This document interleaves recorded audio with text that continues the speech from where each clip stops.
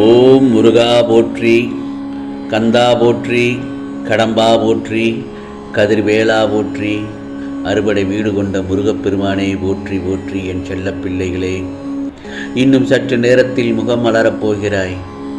நீ நினைத்த காரியம் கைகூடப் போகிறது. ஆம் செல்லமே, இது திருச்செந்தூர் முருகனின் அருள் வாக்கு. உனது வாழ்க்கையில் என்ன நடக்கின்றது என்பதை உன்னால் உணர முடியவில்லையா என் செல்லமே? உன் பிரச்சனை என்ன என்பதை முதலில் அறிந்து கொள்ள முயற்சி செய். பிறகு அதற்கான வழியை நான் உன் மனதில் இருந்தபடி இந்த முருகப்பெருமான் உனக்கு அருள்பாலிப்பேன். எடுத்த எடுப்பிலேயே என்னால் முடியாது முருகா, என்னால் முடியவில்லை, எனக்கு இது வராது, என்னால் எப்படி இவ்வளவு பெரிய விஷயத்தை செய்ய முடியும் என்ற எதிர்மறை எண்ணங்களை உடைத்து எறி.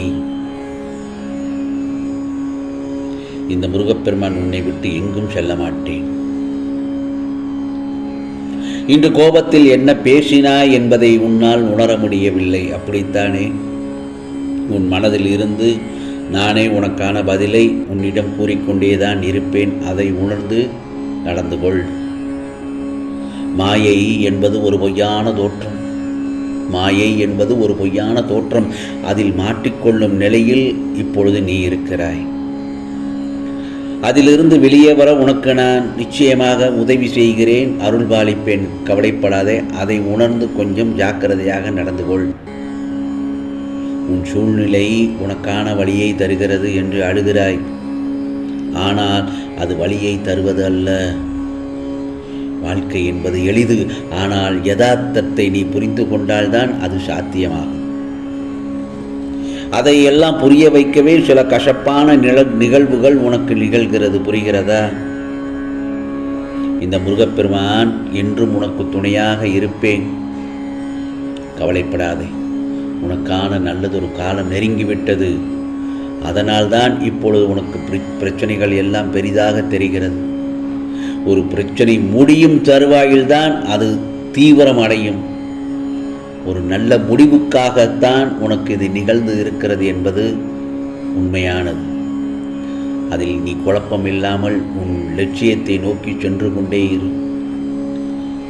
அப்படி நீ சொல்லும் பட்சத்தில் உன் லட்சியங்களில் நிச்சயமாக வெற்றி அடையும்படி இந்த முருகப்பெருமான் உனக்கு அருள்பாலிப்பேன்.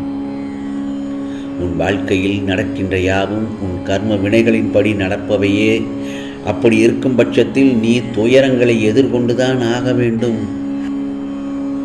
உன்னால் முடிந்த உதவியை மற்றவர்களுக்கு செய்.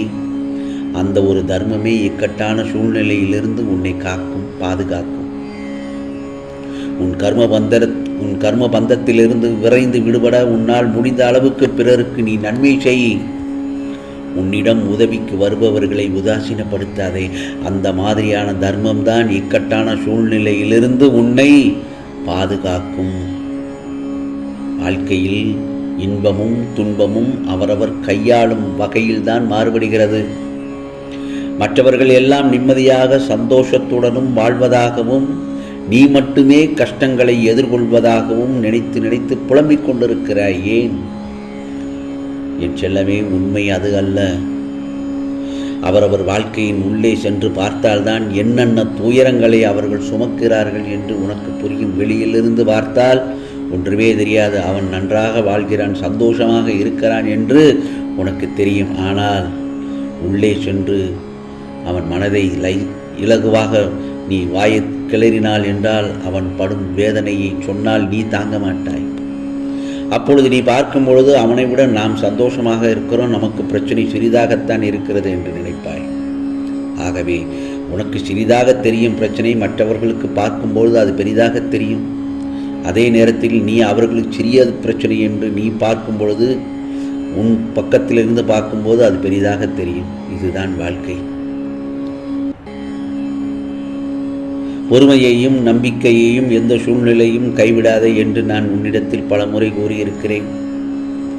உன்னை விட்டு யார் விலகினாலும் கவலைப்படாதே. அவர்கள் என்னை விட்டு சென்று விட்டார்களே, நான் அவர்களுடன் நெருங்கி பழகினேனே, உற்றார் உறவினர்கள் எல்லாம் என்னை விட்டு விலகிவிட்டார்கள் என்றால் கவலைப்படாதே. எல்லாம் நன்மைக்கே என்று எடுத்துக்கொள்.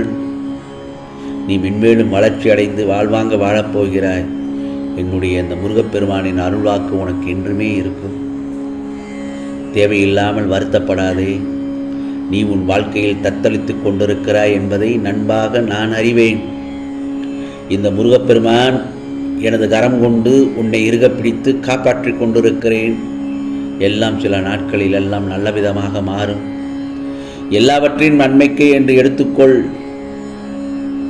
யார் உன்னை வெறுத்தார்களோ, உதாசீனப்படுத்தினார்களோ, ஏன் உன் மீது பழி சுமத்தினார்களோ அவர்களின் முன் நீ வளர்ச்சி அடைந்து உன் வாழ்க்கையில் வெற்றி பெற்று நிச்சயமாக நல்லதொரு உயரத்தில் இருப்பாய் என்பதை இந்த முருகப்பெருமான் உனக்கு நான் அருள்பாலிக்கிறேன். கவலைப்படாமல் இரு, நான் இருக்கிறேன்.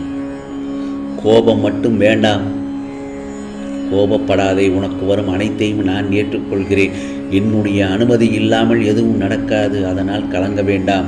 அனைத்தும் பொடிப்பொடியாக போகிறது. உன் மனம் தெளிவாகும்.